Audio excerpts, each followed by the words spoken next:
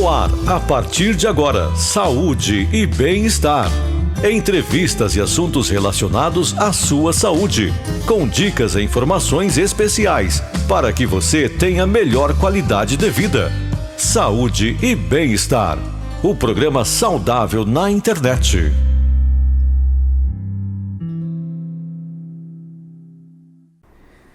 Muito boa noite, estamos chegando nesta sexta-feira, dia 27 de agosto de 2020, com o nosso Saúde e Bem-Estar, para, claro, você possa ficar por dentro dos principais fatos e informações relacionados à área da saúde e do bem-estar. Claro, nesse momento de pandemia no qual nós estamos vivendo, ainda não estamos tendo o programa ao vivo com nossos convidados especiais, mas em breve vamos retomar aqui as nossas entrevistas e você vai poder acompanhar ao vivo aqui o nosso programa Saúde e Bem-Estar. Já aproveito para agradecer a você que nos acompanha pelo nosso canal no Facebook, curta, compartilhe com seus amigos, claro, ajude a divulgar aqui o nosso programa. Para você que está conosco através do nosso canal no YouTube, já aproveita para deixar o seu like, ativar o sininho de notificações e se inscrever no nosso canal e rever todos os nossos programas que já foram ao ar aqui no nosso Saúde e Bem-Estar. E hoje nós vamos reapresentar aqui um programa que vai trazer um assunto, aliás, muito atual, que nós devemos ter sempre o cuidado com os nossos idosos, a ortopedia para os idosos, ou seja, os idosos às vezes são vítimas de acidentes e a gente precisa ter certeza de como cuidar melhor dos nossos idosos a respeito de cuidados ortopédicos. E para isso, nós vamos reapresentar um programa no qual nós recebemos aqui em nossos estúdios os doutores Tenir Miranda Júnior, ele que é ortopedista, e também o doutor Vitor Jorge Guerreiro, também ortopedista e traumatologista, que nos explica um pouco mais dos principais traumas sofridos pelos idosos, principalmente com relação à ortopedia. Vamos conferir novamente este programa Saúde e Bem-Estar. Nesta sexta-feira, nós vamos falar aqui sobre algo muito importante, que são cuidados com as pessoas da terceira idade, principalmente com relação a traumas ortopédicos. E claro, para isso estamos recebendo dois especialistas nesta área, para que a gente possa abordar esses assuntos aqui. Quero apresentar os nossos convidados, começando pelo Dr. Tenir Miranda Júnior, ele que é ortopedista, membro titular da Sociedade Brasileira de Ortopedia, Traumatologia e membro também titular da Sociedade Brasileira de Cirurgia do Quadril. Doutor Tenir, obrigado por estar aqui conosco, por aceitar esse convite. Tenho certeza que será muito importante a sua participação no nosso programa. Boa noite, primeiramente à Sociedade Douradense, toda a região. E é uma honra, Paulo, estar aqui presente com vocês nessa noite maravilhosa de sexta-feira. Estamos aqui para contribuir para mais algumas informações pertinentes ao assunto. Tenho certeza que a contribuição será significativa. E junto com ele também recebeu o convite e topou estar aqui com a gente o Dr. Vitor Jorge Guerreiro. Ele é ortopedista e traumatologista, com mestrado em Ciências da Saúde pela Faculdade de Ciências da Saúde, membro titular da Sociedade Brasileira de Ortopedia e Traumatologia, membro titular da Associação Brasileira de Oncologia Ortopédica, membro da Sociedade Latino-Americana de Tumores Músculo-Esqueléticos e professor de ortopedia da Universidade Federal da Grande Dourados. Doutor Vitor, também obrigado por estar aqui conosco. Seja bem-vindo ao Saúde e Bem-Estar. Tenho certeza que será uma ótima participação também. Boa noite, Paulo. Boa noite, Daniel. Boa noite, Dr. Tenir. Uma boa noite para todos os ouvintes da Rádio Grande FM, do programa Saúde e Bem-Estar.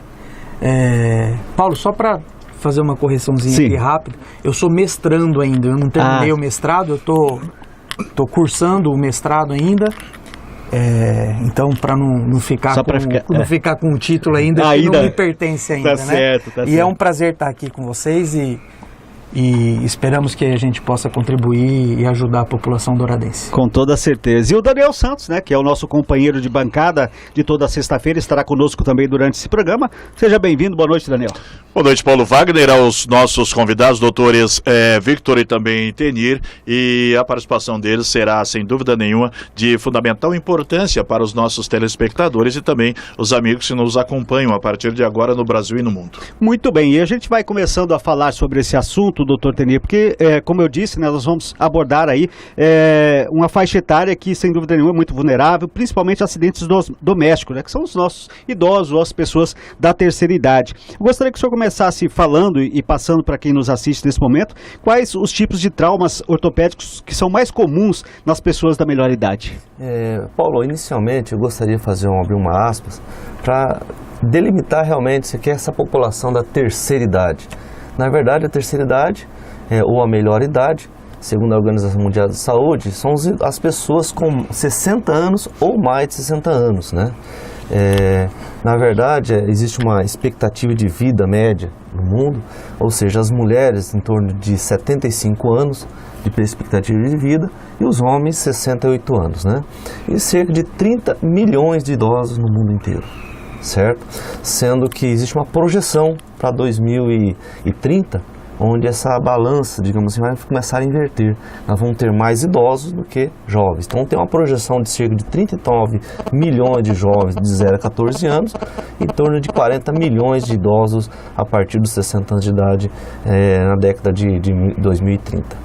Então, na verdade, essa definição é sobre os traumas em geral, principalmente nós vamos abordar o assunto em relação aos traumas domésticos, né? Doméstico a gente fala assim, aqueles ocorridos no nosso habitat ou em torno dele, certo? E os mais comuns são as fraturas, lógico, são vários traumas, queimaduras, ferimentos e outros, mas como na área da ortopedia, doutor Vitor, nós estamos na área da ortopedia, nós vamos abordar mais as fraturas, os traumas, para a população um pouquinho entender melhor. Então as fraturas, né, mais comuns, a coluna, o ombro, né, o punho, né, o rádio, e o fêmur, que é a nossa área, que é a cirurgia do quadril, que é o quadril inteiro, que é o complexo, ali, a articulação toda, não é só um osso, né, é a articulação do quadril.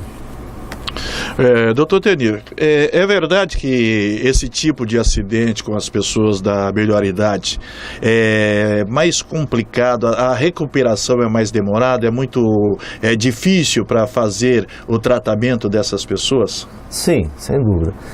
Sempre lembrando que um pouquinho da estimativa, nós estamos aqui em torno de 100 mil casos por ano no Brasil de fraturas de fêmur, certo?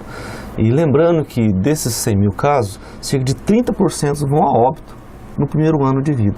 Justamente por causa eu chamo de delicadeza de você manusear esses pacientes, né? Eu tinha um professor que ele falava assim para mim, meu filho, operar, tecnicamente falando, não é difícil. Difícil é você conduzir esses pacientes na sua reabilitação, na sua vida saudável, na sua vida diária.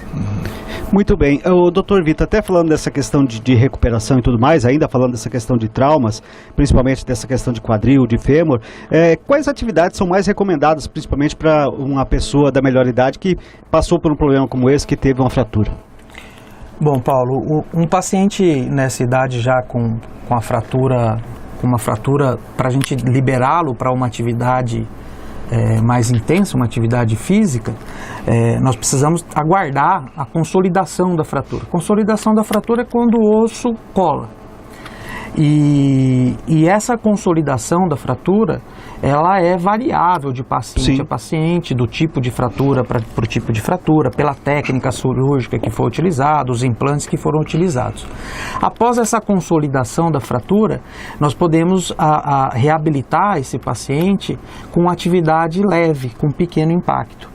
Normalmente nós recomendamos atividade de resistência muscular, que é uma musculação. Sim. Lógico que não é a mesma musculação que um jovem pratica, mas é com peso, é com carga, que vai dar tônus muscular para o paciente, e principalmente exercícios na água, né? Hidroginástica, hidroterapia, a própria natação são os exercícios mais recomendados para eles. Aí, antes até do Daniel colocar o posicionamento dele, doutor Vitor, nesse trabalho, nessa função, principalmente dessas atividades, é importante, com a recomendação do ortopedista, que haja depois o acompanhamento de um outro profissional, que é o fisioterapeuta, né? Que ele é fundamental nesse processo, né? O fisioterapeuta, ele é fundamental no processo de reabilitação.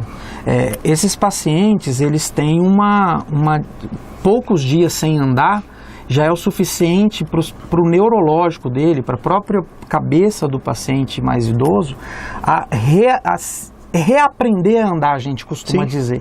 E o fisioterapeuta é o profissional que nos ajuda com isso daí, é de fundamental importância. Dá para dizer assim que o fisioterapeuta com o ortopedista são um que complementa o outro dentro desse trabalho de recuperação, né? É fundamental a atuação dos dois, né? A medicina hoje, a gente fala em um tratamento multidisciplinar. Então são várias especialidades, tanto médicas quanto paramédicas, enfermeiro, fisioterapeuta, que precisam atuar junto para o bem-estar do paciente. E o fisioterapeuta na reabilitação é imprescindível. Ainda nesse ponto de fratura do fêmur, é uma pessoa da melhor idade, é possível ela se recuperar sem a realização da cirurgia? Daniel, é muito raro hoje a gente indicar algum tratamento conservador. Tratamento conservador é o tratamento de qualquer tipo de fratura que se faz sem intervenção cirúrgica. A fratura de fêmur, via de regra, em um paciente adulto, é tratamento cirúrgico. É lógico que quando a gente tem um paciente que está numa condição clínica tão debilitada, em que o risco de se fazer a cirurgia é muito elevado, nós podemos pensar num tratamento não cirúrgico. Só que esse paciente, o tempo de que ele vai ficar acamado, sem se locomover, vai ser maior. A fratura não vai consolidar numa posição anatômica, ela vai colar torto, se colar. Então, fratura de fêmur, via de regra, o tratamento é cirúrgico. Com toda certeza. O Dr. Tenir, se a gente começar a pensar um pouquinho de forma preventiva, porque a gente sabe que a pessoa da melhor idade, ela acaba, com o passar do tempo, ela vai perdendo, principalmente dos ossos, vão ficando mais fracos, eu não sei se esse é o termo que eu posso utilizar, mas se a gente pensar um pouquinho preventivo, existe como, de repente, com medicamento, com algum tipo de exercício, para que possa fortalecer, não só músculos, mas também os ossos, para evitar, porque geralmente isso acontece nas quedas, como a gente estava falando dos acidentes domésticos, né? Para que os nossos pessoas da melhor idade possam estar um pouco mais fortalecidos quando esses acidentes acontecerem e evitar traumas mais graves? Sim, Paulo. Partindo da primícia que existe uma regrazinha que a gente tem como parâmetro, o ser humano, a partir dos 30 anos de idade, ele chega a perder de 1 a 2% de massa muscular ano. Só para ter noção. Então, um indivíduo de 60 anos passou-se 30 anos. Então, no mínimo, 30% da massa muscular perdeu-se. Isso é fisiologicamente falando. Tá bom?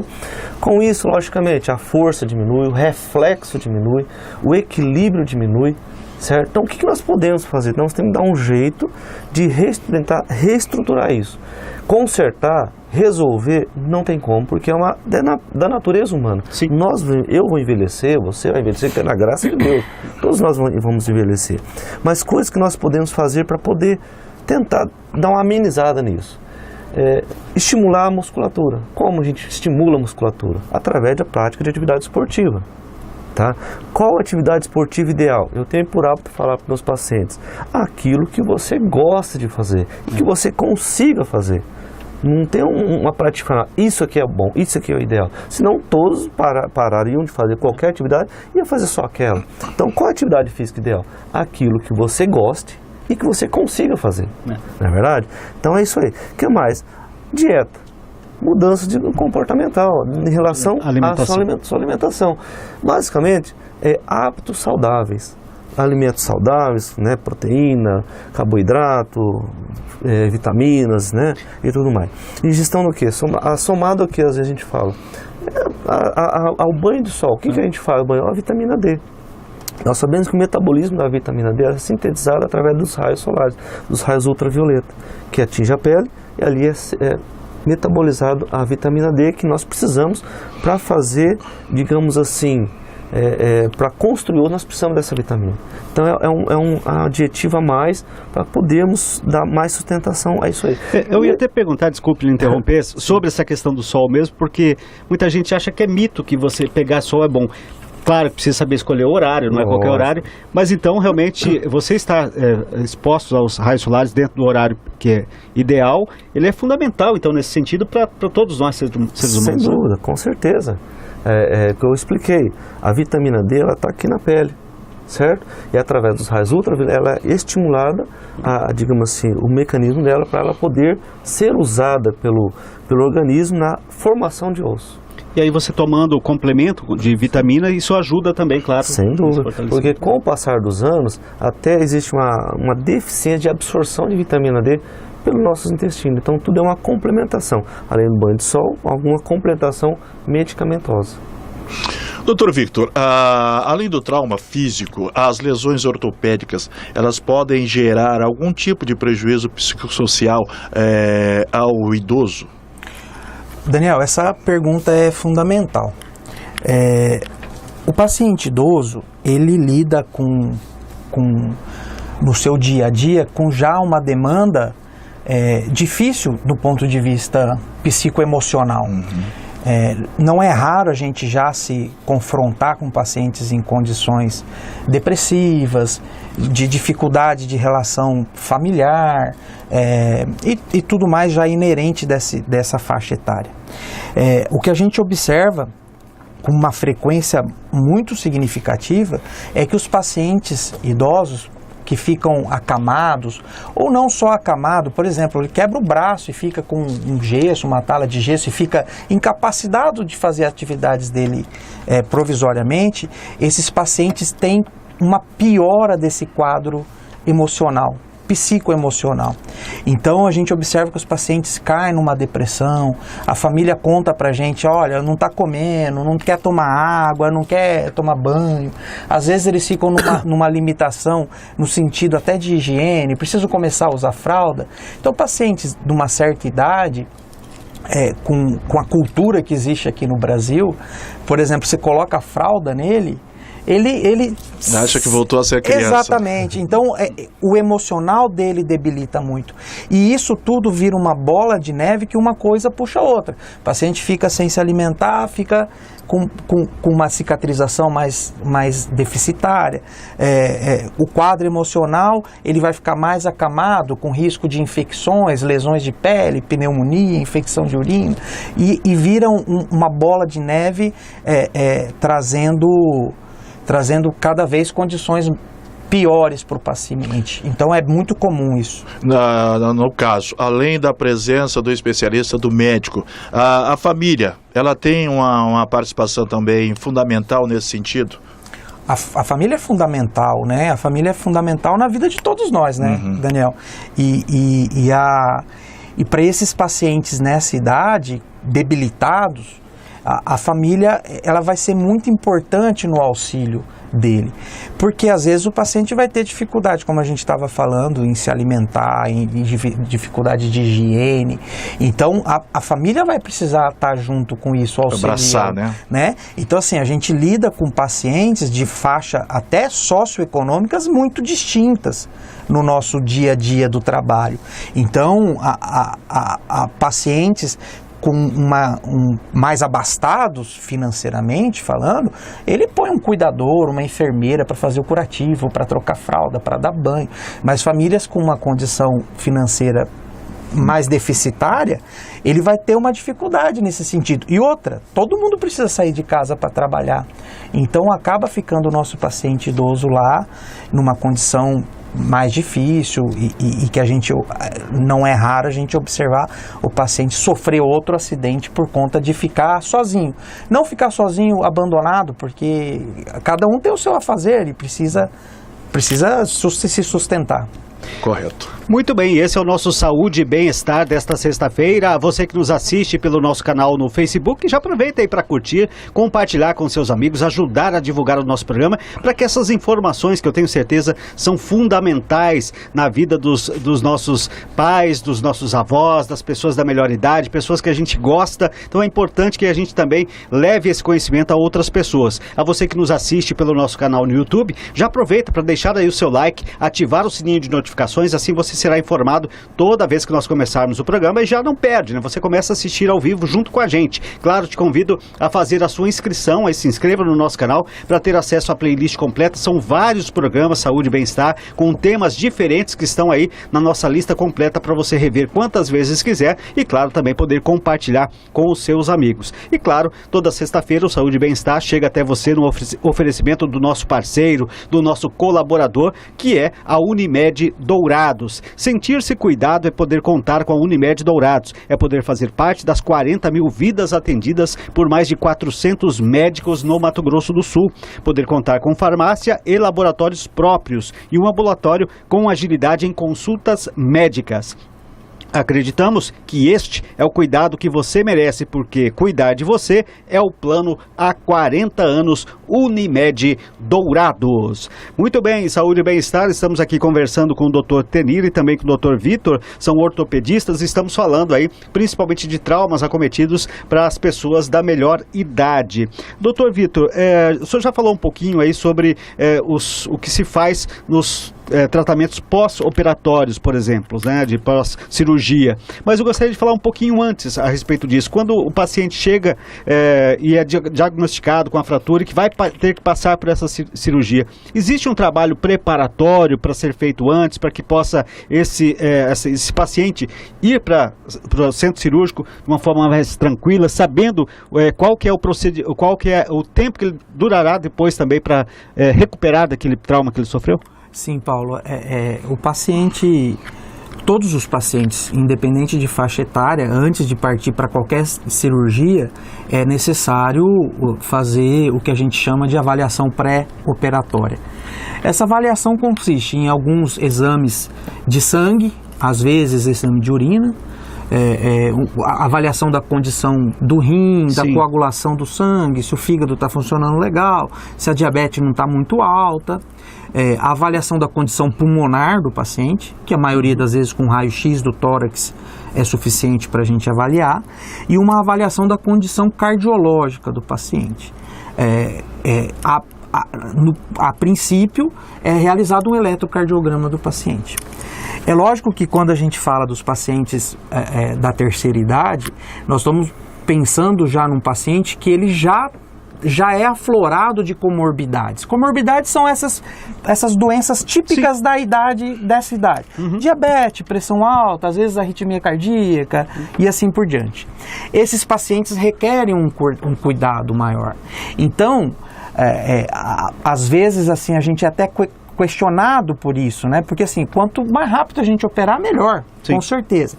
Só que às vezes, num desses exames, acusa um problema que esse problema precisa ser revertido, né? Um problema de coagulação, preciso reverter, porque senão ele vai ter uma hemorragia. Ele tem um problema cardíaco. Não é raro a gente descobrir paciente infartando, tendo infarto subclínico, no pré-operatório. E aí, o que tem que fazer? Resolver o problema cardíaco para depois ir para a cirurgia. Então esses cuidados, esses cuidados são fundamentais. Então o ritmo que a gente consegue de paciente para paciente é individual. Às vezes o paciente chega, 2, 3 dias consegue resolver isso e fazer a cirurgia. Às vezes demora uma semana, 10 dias.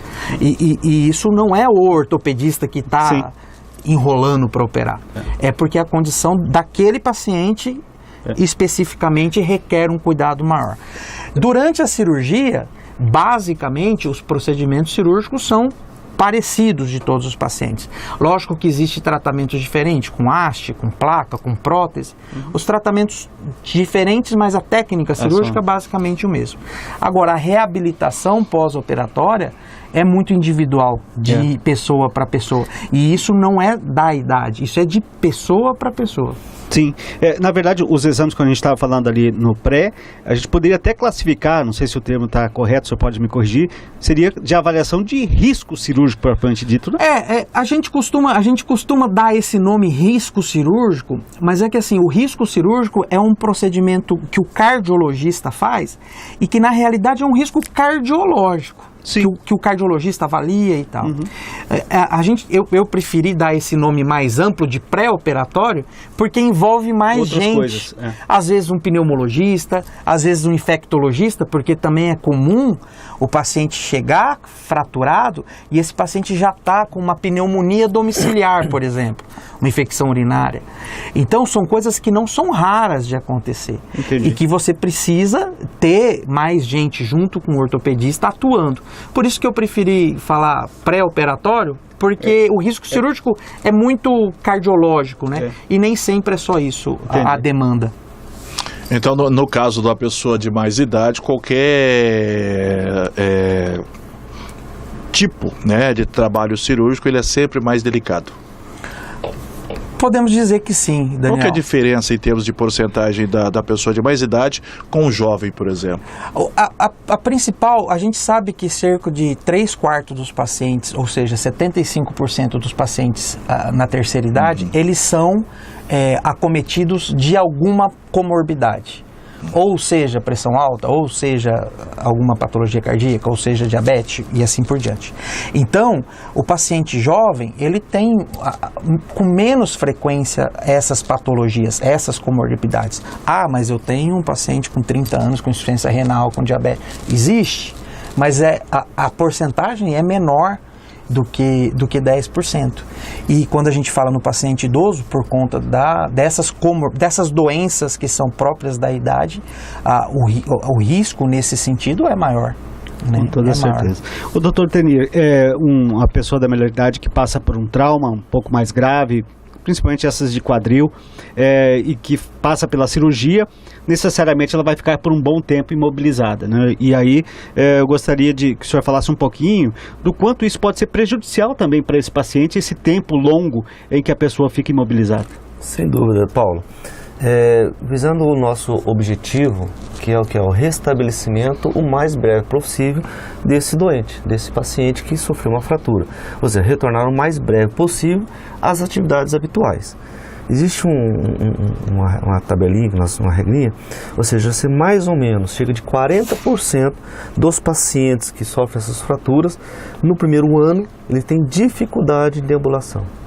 Cerca de 60%, ele tem uma restrição das atividades habituais. Cerca de 27%, mais ou menos, eles voltam novamente a ser institucionalizados. Ou voltam com um problema, vai para o hospital, ou vou para um abrigo, um asilo, alguma coisa acontece. Então, veja bem, qual o objetivo maior da ortopedia? Operar esse paciente e restabelecer o mais breve possível. Sem dúvida, você opera o paciente, esse osso ele não encola de um dia para o outro. Lembrando que esses materiais de fixação, ele estabelece o alinhamento ou a manutenção da anatomia do osso. Sim. Esse processo de consolidação é fisiológico. Na pessoa de idade, sem dúvida, há uma demora um pouquinho maior. E essa demora, isso implica na imobilização do doente. Então, outras coisas vão acontecendo também. Então, o fato de não mobilizar pode causar uma fraqueza maior desse osso, levando a uma nova fratura, tá certo? Pode ocasionar dores crônicas, você entendeu? E com isso vai dando o quê? A perda daquela que a gente tem mais de valor, a independência. A gente vai começar a ficar dependente das pessoas cada vez mais. Então, ou seja, vai restringindo sua vida diária. Sim. Não é verdade? E com isso você vai se isolando. E é onde vem as depressões. Viu? No caso da cirurgia, não é só o paciente chegar, o médico recebê-lo, fazer a cirurgia. É indispensável também nesse caso, doutor Tenir, o acompanhamento do especialista na recuperação desse paciente. Sim, sem dúvida, Daniel. É importante nós acompanhar esse doente. Eu falei no início do nosso bate-papo aqui, tecnicamente a cirurgia, ela não difere de outros, elas, em tese, como o professor falou, ela é fácil. O difícil é a condução desses doentes, são difíceis mesmo, né? Então verificar se a fratura realmente está consolidando, se não houve uma perda de redução, ou seja, porque o osso é fraco, osteoporose, então você fica bonitinho lá na hora, mas ele pisa, tenta andar, o paciente é difícil manuseio, então às vezes quebra novamente, então tudo isso tem que ter acompanhando gente de perto. O que mais? Verificar se a reabilitação desse paciente está sendo adequada. Tá certo? Às vezes o paciente não corresponde, fica muito tempo acamado e outras complicações vão acontecendo. Escaras, pneumonias, né? E complicações outras como trombose, vem as úlceras, as feridas no modo geral, né? E as infecções associadas, tem as urinárias, pneumonia, né? Que geralmente, infelizmente, alguns pacientes eles não resistem e vão a óbito. Por ser um idoso, né, a pessoa da melhor idade no caso, eles não conseguem, né, ficarem quietos, parados, obedecer às recomendações médicas nesse caso. Já aconteceu de algum paciente retornar ao médico para fazer nova cirurgia e chegar lá e falar, não, eu tentei caminhar, eu tentei levantar da cama, não... Já aconteceu isso? Pela teimosia do idoso? Não é teimosia, coitado, de repente é a incompreensão. Você entendeu? O paciente idoso é delicado, é difícil você fazer um comparativo com criança, né? A criança, você fala, entende, mas não compreende. O idoso, ele compreende, mas duvida, e ele tenta. ele no consciente dele está bem. Então ele no consciente dele acha que está tudo normal, se operou, agora está tudo bem, passou a dor, acabou a dor, a perna está bonitinha, ele vai fazer. Normal. Às vezes durante a noite ele resolve ter vontade de ir ao banheiro, ir na cozinha, né? E não quer incomodar os entes queridos, não quer incomodar. E resolve fazer por conta própria, onde acontece um novo acidente. E aí complicando ainda mais a situação desse idoso. O doutor Vitor, a gente falou agora há pouco, o senhor já está explanando um pouquinho sobre essa questão da parte psicológica que precisa ser muito bem acompanhada, né? E o doutor Tenir agora há pouco falou exatamente, principalmente desses pacientes que precisam ficar um longo tempo imobilizado, e alguns chegam até a desenvolver depressão nesse sentido, né? Porque não querem incomodar, como a gente está falando muito bem nesse sentido. Mas essa questão psicológica também, além de acometer o paciente, muitas vezes acomete quem está cuidando. Aí entra por aquelas questões socioeconômicas de pessoas que não estão preparadas e também não sabem lidar com pessoas que estão naquela situação. É importante também os membros da família ficarem atentos se eles não estão ficando, entre aspas, doentes, cuidando daquele paciente. É muito importante, né, Paulo? Porque a família sofre junto, né? E a gente vê filhos, netos, junto com os pacientes e tudo mais, durante as consultas, durante a internação e tudo. Mas assim, é fundamental esse cuidado em casa. Esses pacientes, eles têm algum grau de Alzheimer, algum grau de demência senil já, e é como isso do que o Dr. Tenir falou. Quer dizer, às vezes ele tá sozinho lá, ou ele chama, alguém não vai atender ele, não vai dar uma água, não vai levá-lo no banheiro, ele vai tentar. A maioria das vezes a dor da cirurgia, ela passa muito rápido, a cirurgia resolve a dor rapidamente. Sim. Mas isso não significa que a fratura está colada. E se ele apoiar um membro fraturado, nós falamos aqui especificamente de fratura do quadril, do fêmur, mas então fratura do antebraço, do Sim. ombro e assim por diante, da coluna, funciona da mesma maneira. Se ele tiver uma demanda de carga, não vai resistir. E o parafuso, a prótese, ou seja lá o que for colocado lá, pode quebrar também. Sim. E como se faz para motivar o paciente nesse processo de recuperação, doutor Victor? Eu penso que esse é um trabalho fundamental com a família, sabe? É explicar que aquilo é momentâneo, é tentar mantê-los. Eu sempre procuro estimular, porque assim, Daniel, a gente sabe que na esfera privada de tratamento, um paciente com plano de saúde, um paciente que faz um tratamento particular, é diferente de um paciente que depende do sistema público. No quesito socioeconômico, no quesito de acesso às informações e tudo mais. Então a família, eu penso que ela tem que... Não adianta eu falar bem assim, vou encaminhar para o psicólogo, vou encaminhar para ajudar, porque ele não vai ter acesso. A gente percebe que os pacientes têm dificuldade de conseguir fisioterapia depois da cirurgia. Às vezes a gente dá alta para o paciente, fala, sua fratura está consolidada, você pode andar, tem que fazer fisioterapia. Passa tempo, a gente dá alta para o paciente sem ele conseguir fazer fisioterapia, sem ter acesso à fisioterapia. Então você imagina se eu for encaminhar para um psicólogo, para uma terapia de grupo da terceira idade, que existem várias maneiras de se fazer isso, mas eu penso que o engajamento familiar é o fundamental. É a família estar junto e entender a família, que aquilo é momentâneo, e tentar fazer o paciente entender. Não é fácil. Às vezes os pacientes têm como a gente costuma dizer aqui, os pacientes são muito chucro, por conta da idade, por conta da falta de acesso. Então, assim, é difícil você fazê-los entender que aquilo é pro bem deles e que ninguém quer judiar deles. É difícil fazer, mas o engajamento familiar é fundamental. Muito bem. O Dr. Tenir, a gente está falando aqui de diversos traumas que são ocasionados principalmente por esses acidentes domésticos, mas também existem aqueles que chegam até um ponto de serem graves, que são ocasionados por má postura também, né? Entendimento dessa má postura, às vezes a gente tem que dar uma explicaçãozinha para a população. Porque às vezes hoje as pessoas falam uma postura, mas o que é? A postura é reta, ereta, correta? Então é complicado. Veja bem, as principais lesões não relacionadas à postura, uma postura que a gente teve sobre as quedas, eu falei, é quadril, punho, ombro e coluna, essas fraturas que acontecem, né? Mas má postura a gente define como? Que é uma postura considerada ruim, certo? São aqueles que não convém, não se comportam muito bem essa postura. Mas relacionada à postura com a lesão especificamente de fratura, não existe. Ninguém tem uma fratura por má postura. Você tem outro tipo de lesão, né? Exatamente. O que a gente percebe muitas vezes no relatório até dos próprios pacientes, às vezes eles ficam acamados e se contorcem na cama, tentam virar, pegar um copo d'água, colocar um travesseiro que não está muito legal, está doendo nas costas, porque você fica muito tempo deitado também. Na mesma posição. Não, é ruim. E nessa situação, às vezes, pode acontecer realmente. Já vi pacientes que caem da cama.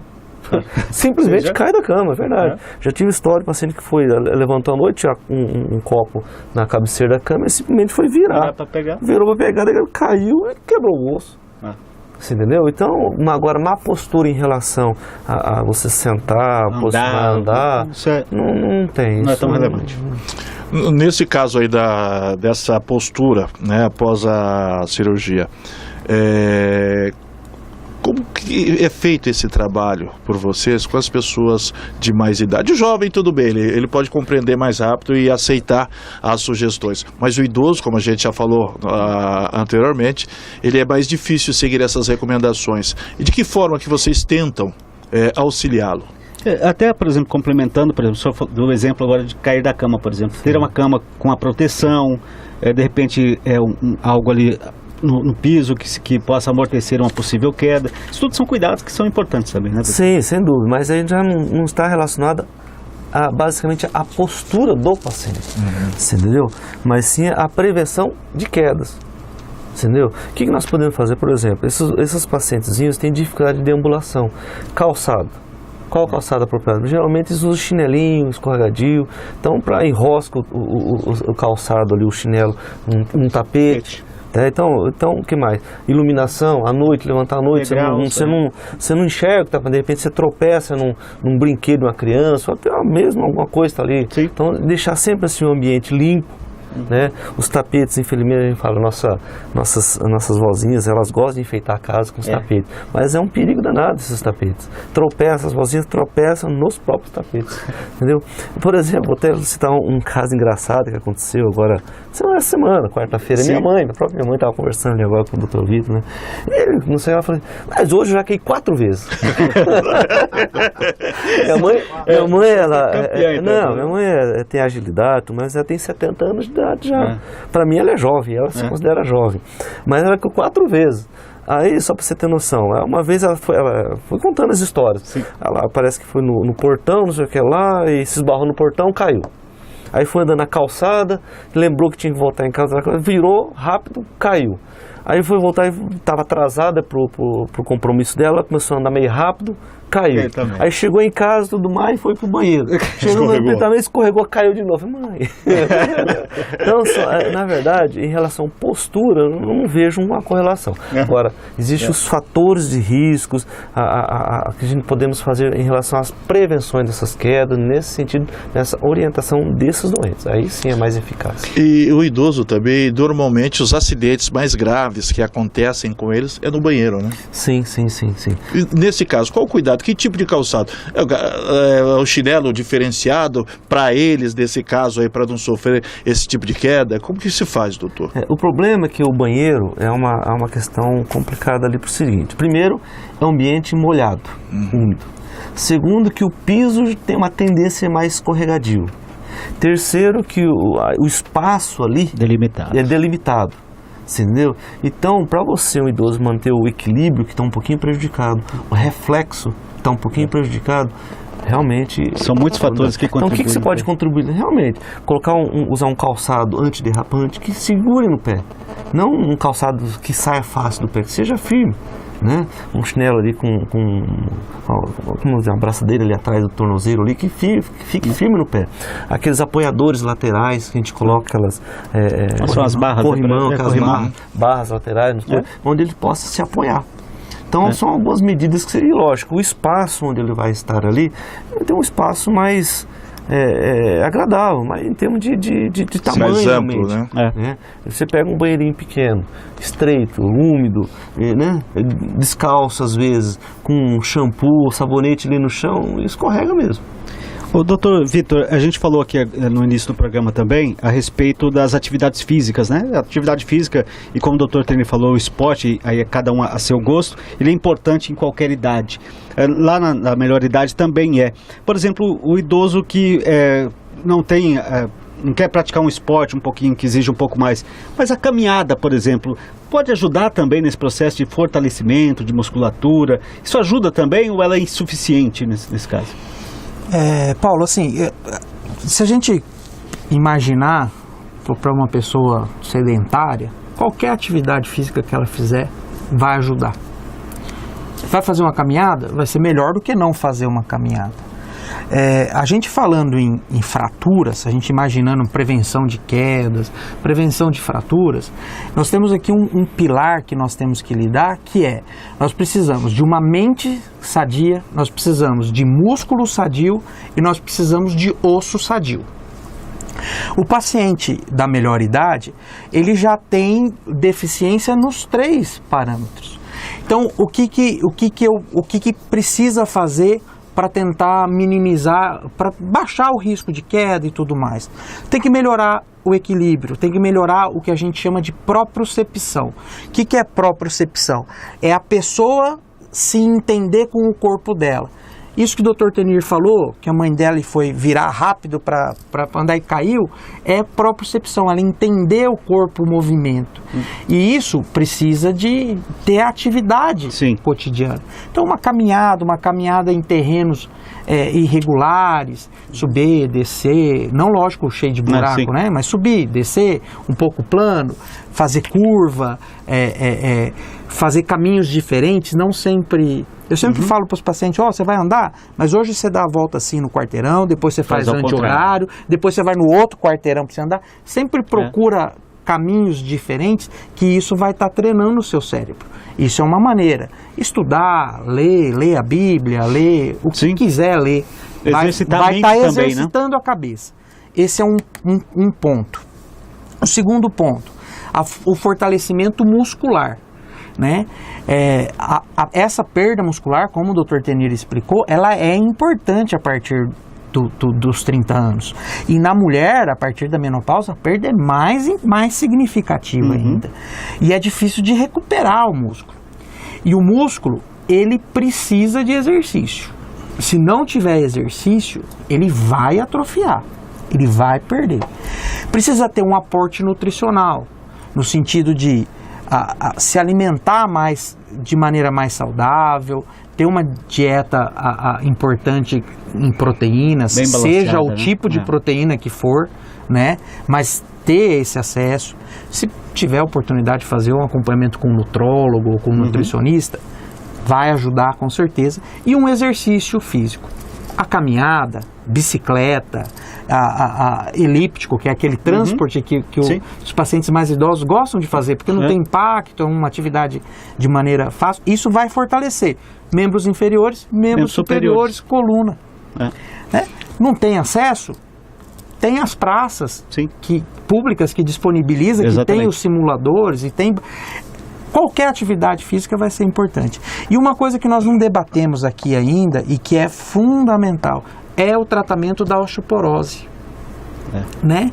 Porque assim, quando a gente fala nessas fraturas desses pacientes idosos, a gente chama na ortopedia, a gente chama de fratura patológica. O que é uma fratura patológica? É uma fratura que acontece num osso que é doente.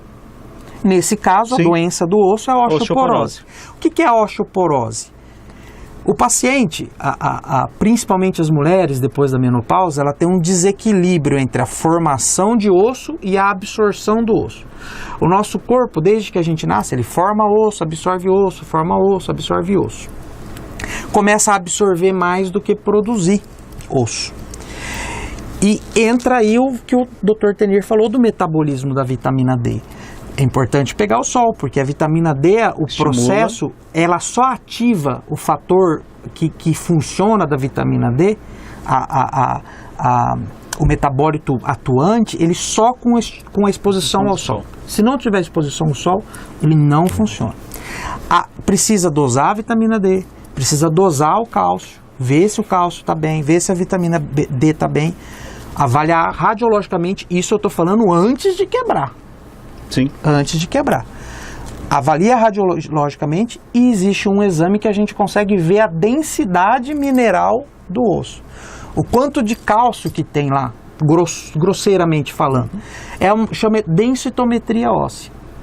Então é um exame acessível, disponível na rede pública e que é importante a realização, que através disso a gente tem uma graduação do nível da força do osso, Sim. grosso modo falando.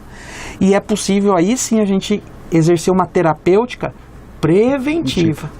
A gente tornar um osso que é doente, de osteoporose, tentar trazer ele o mais próximo possível da normalidade. E isso diminui sobremaneira as fraturas. Lógico, tudo isso, aquilo que o Dr. Tenir falou, a prevenção das quedas, Sim. a calçado adequado, degrau, piso molhado, corrimão no banheiro, tudo isso daí faz parte da rotina. Mas é muito importante, eu estava pensando aqui, a gente não tinha tocado nesse assunto ainda. Muito bem lembrado. Ô, doutor Victor, com o passar do tempo, é normal que você vê alguma pessoa da melhor idade, né, tendo curvamento da coluna ou até mesmo das pernas, talvez pelo enfraquecimento dos ossos. Hoje, a medicina já consegue reverter esses casos? Boa pergunta, Daniel. Alguma das deformidades que ocorrem aí é por uma outra patologia. Por exemplo, as pernas vão entortando, os joelhos vão entortando, a grande maioria das vezes é decorrente de um processo artrósico, de artrose, o desgaste. E isso desgasta a cartilagem, entra em várias outras coisas, normas técnicas aqui, e que vai entortando o joelho, por exemplo, né? Isso daí consegue-se resolver só cirurgicamente, né? Existem técnicas cirúrgicas diferentes, osteotomia, que corrige, põe placa e parafuso, artroplastia, que substitui a articulação por uma prótese. Existem N técnicas cirúrgicas de acordo com paciente para paciente. A coluna, existe uma lenda, vamos dizer assim, que a gente, conforme vai envelhecendo, vai encolhendo, vai diminuindo de altura e que vai ficando corcunda. Isso é uma verdade. Por quê? Conforme a gente envelhece, esse processo de osteoporose é um processo natural, é um processo da natureza. Isso acontece em todos os animais vertebrados que possuem ossos.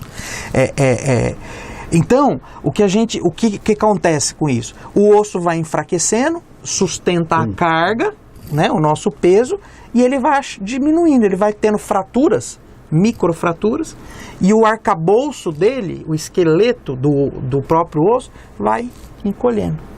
Então, ele tem essa diminuição de altura, realmente, e a tendência postural é do centro de gravidade nossa para frente. Então, além dele diminuir em altura, ele vai diminuindo mais a parte da frente. E aí a pessoa fica corcunda. Isso daí, depois de instalado essa cifose que chama a corcunda, é possível uma correção cirúrgica. Só que um osso fraco não vai aceitar nenhum parafuso ali, ele vai soltar. O que é o ideal? Prevenir. Evitar que isso aconteça. E isso é possível através do tratamento adequado, do manejo adequado da osteoporose. Com o acompanhamento você vai percebendo o momento certo de iniciar essa prevenção. E aí você trabalha com outros especialistas. Por exemplo, eu preciso de um nutrólogo para me ajudar a suprir a parte nutricional. Eu preciso de um educador físico para me ajudar a fazer a parte esportiva.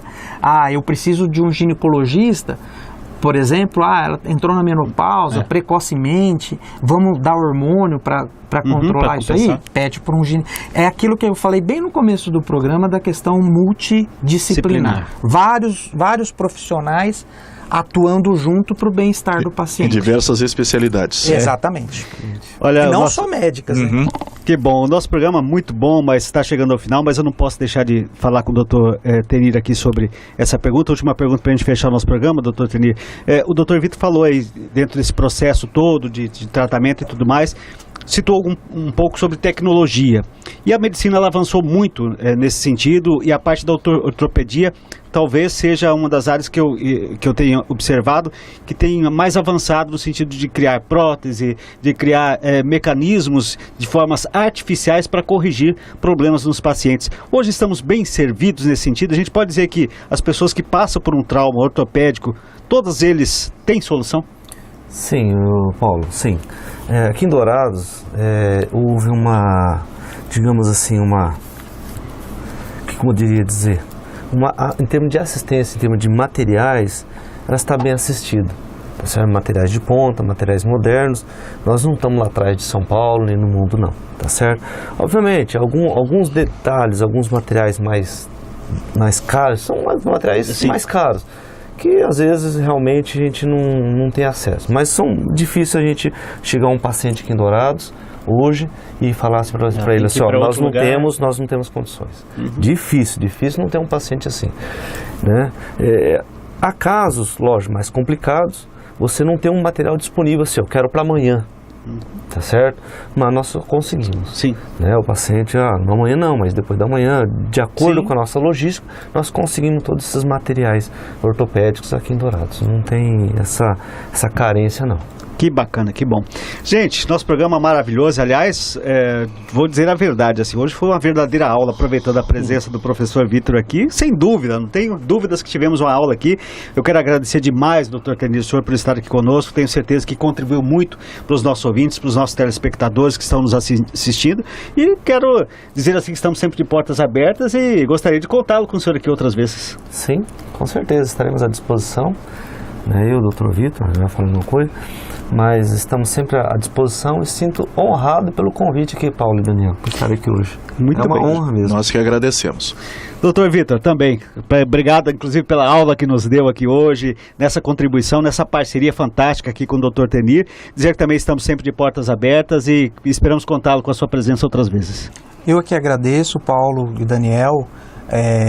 Penso que programas como esse são fundamentais para o acesso à população à informação. Nem todos têm acesso a essas informações tão facilmente assim.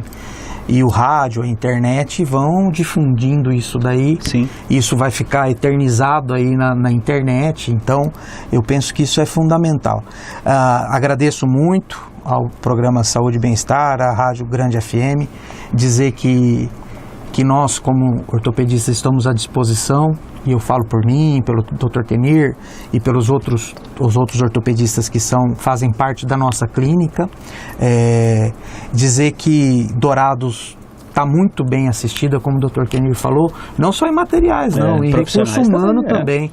Nós temos aqui ortopedistas de ponta que são altamente gabaritados, graduados, que estão sempre se atualizando, e dizer que Dourados pode ficar tranquila com relação a isso. Não precisa sair de Dourados para nada hoje. E não é só na ortopedia, não. E dizer, como último recado aqui, que apesar de a gente vir falar aqui da fratura, o ideal é que essa fratura não ocorra. Aconteça.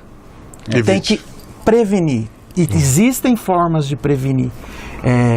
É fundamental um acompanhamento rotineiro com um ortopedista e que acompanhe isso adequadamente. Basicamente com essas orientações que nós tivemos aqui hoje, o paciente vai conseguir uma prevenção dessas fraturas. E lógico que se ocorrer as fraturas, existe o tratamento, não é para se desesperar, apesar desses índices de morbimortalidade serem um pouco assustadores quando a gente imagina um número frio ali, mas nós temos tido todos nós, eu, Tenir e outros colegas também, nós temos tido um índice de satisfação, um índice de resultados favoráveis bem importante. Que bacana, que bom. Então sempre prevenir é o melhor remédio, não é diferente na ortopedia também, com toda certeza. Movimente-se, também faz muito parte disso. Daniel, obrigado pela participação. Depois dessa aula aqui a gente pode aproveitar o resto da sexta-feira. Sem dúvida, foi sensacional. Foi um programa belíssimo com a participação aqui dos doutores Victor e Tenir também. E falar que Dourados não é só referência a nível de estado na saúde, mas a nível de saúde, a qualidade da saúde douradense é a nível de centro-oeste do Brasil. Porque tem um colega em Cuiabá, que veio fazer tratamento aqui em Dourados. Ele veio, encontrou um especialista aqui que atendia na área dele, e ele falou, hoje eu não preciso ir a São Paulo. Atrás de qualidade do atendimento. Os profissionais da saúde de Dourados são fantásticos. Aproveitando no final do programa, para mandar um abraço para o Dr. Milton Mori também, que é da área. Grande figura. Tá certo, então. Desta forma, vamos colocando um ponto final no nosso programa. Você que esteve no Facebook, obrigado pela sua audiência. Você aí no YouTube, deixa o seu like, ativa o sininho de notificações, inscreva-se no nosso canal. Se você perdeu o programa, não tem problema, vai estar à sua disposição aí no nosso canal para você rever quantas vezes quiser. Um grande abraço a você e até a próxima oportunidade.